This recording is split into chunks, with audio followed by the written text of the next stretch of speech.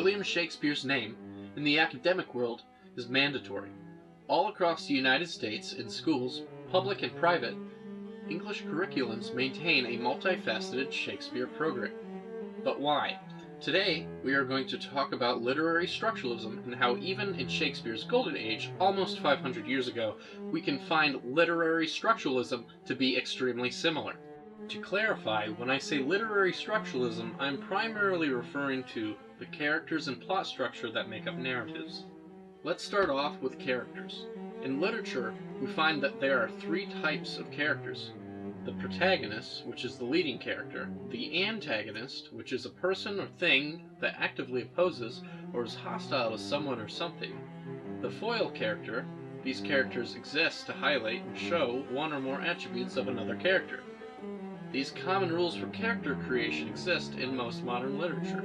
For example, in The Hunger Games by Suzanne Collins, Katniss Everdeen is our protagonist, where President Snow is our antagonist.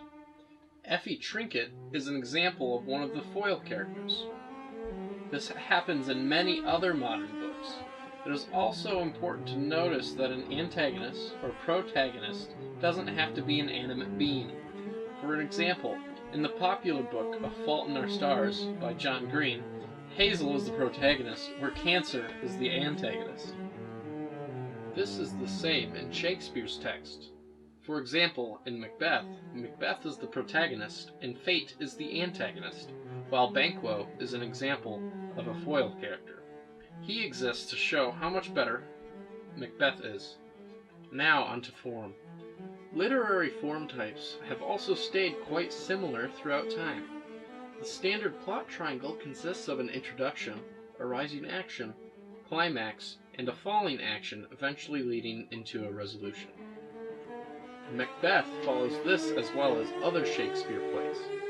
For just a brief example, we can find that the rising action in Macbeth is when the play's conflict is initiated by Macbeth and Banquo encountering the three witches.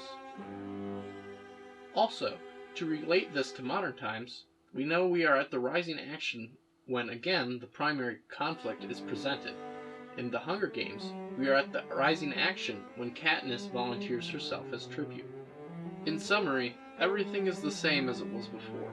It is important to study Shakespeare as he is one of the first to use modern literary form types in a highly commercialized setting. It is important to know the origins of what we read and learn every day and how they become what they are now.